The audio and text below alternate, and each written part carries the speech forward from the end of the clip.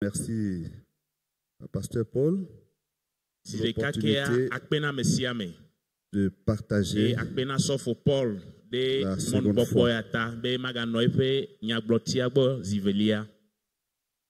Pourquoi être enraciné et fondé dans l'amour?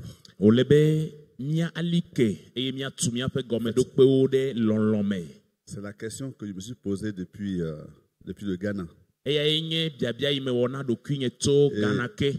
j'essaie de trouver des réponses. Ce soir, on parlera de l'amour de Dieu qui nous préserve. L'amour de Dieu nous garde. Dieu a payé un si grand prix parce qu'il nous a tant aimés. Et il nous a sauvés par grâce. Mais il ne nous a pas sauvés pour nous abandonner à nous-mêmes. Il nous a sauvés pour un but, pour sa gloire éternelle. Et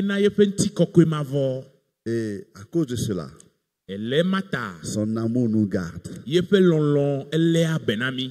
On va lire un passage dans Romains chapitre 8. À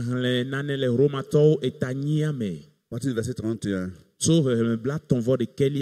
Que dirons-nous donc à l'égard de ces choses? Si Dieu est pour nous, qui sera contre nous? Lui qui n'a point épargné son propre fils, mais qui l'a livré pour nous tous, comment ne nous donnera-t-il pas aussi toutes choses avec lui? Qui accusera les élus de Dieu? C'est Dieu qui justifie. Qui les condamnera? Christ est mort. Bien plus, il est ressuscité. Il est à la droite de Dieu. Et il intercède pour nous. Qui nous séparera de l'amour de Christ? Alors, on va répondre ensemble. Hein? Je vais citer les choses qui seraient supposées d'être capables de nous arracher l'amour de Dieu. Donc vous répondez avec moi. Hein? Je pose la question, vous répondez. On va presser ensemble. Alors, donc je reprends la phrase. Et après ça maintenant, quand je vais citer les éléments, vous répondrez. Qui nous séparera de l'amour de Christ?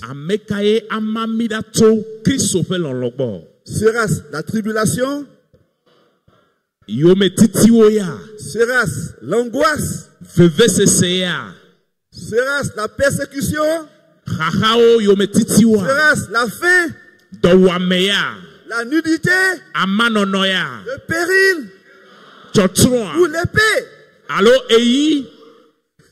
Selon qu'il est écrit, c'est à cause de toi qu'on nous met à mort tous les jours. Qu'on nous regarde comme des brebis destinées à la boucherie. Mais dans toutes ces choses, nous sommes plus que vainqueurs par celui qui nous a aimés. Car j'ai l'assurance que ni la mort ni la vie, ni les anges ni les dominations, ni les choses présentes ni les choses à venir, ni les puissances, ni la hauteur, ni la profondeur, ni aucune autre créature ne pourra nous séparer de l'amour de Dieu manifesté en Jésus-Christ notre Seigneur. Alléluia. Amen. L'amour de Dieu nous préserve. L'amour de Dieu nous préserve. L'auteur de l'Épître aux Hébreux dit Dieu nous a offert un si grand salut. Donc, ce n'est pas un salut que Dieu a donné au hasard. Il a tout prévu. Pour qu'une fois sauvés, nous le soyons pour toujours. On va lire encore. Jean chapitre 10. À partir du verset 27. Jean 10. Verset 27. Mes brebis entendent ma voix. Je les connais. Et elles me suivent. Je leur donne la vie éternelle. Et elles ne périront jamais. Et personne ne les ravira de ma main. Mon Père, qui me les a donnés, est plus grand que tous. Et personne ne peut les ravir de la main de mon Père. Alléluia.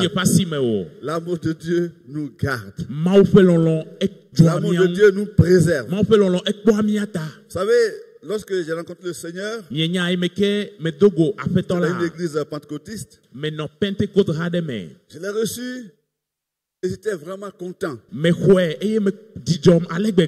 Mais les enseignements qui ont suivi ont enlevé ma joie.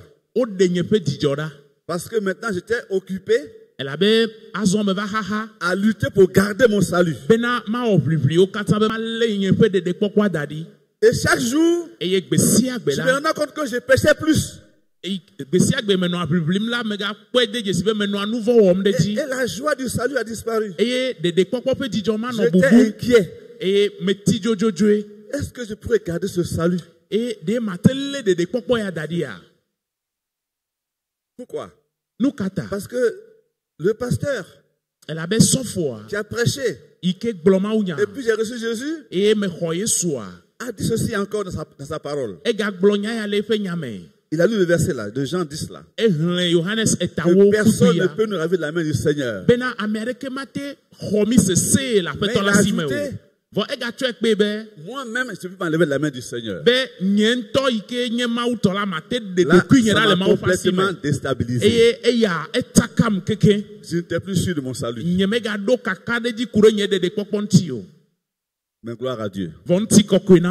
La parole de la grâce, c'est la parole de la vérité. Elle nous présente l'œuvre entièrement accomplie. Un plan du salut initié par Dieu lui-même. Un plan de salut exécuté par Dieu lui-même. Et un salut préservé, conservé par Dieu lui-même. Depuis que j'ai compris cela, ma peur a disparu. Et j'ai l'assurance que ni la mort ni la vie et qu'aucune autre créature ne peut me séparer de l'amour de Dieu. Pas de n'importe quel amour de Dieu. De l'amour de Dieu manifesté en Jésus-Christ, mon Seigneur.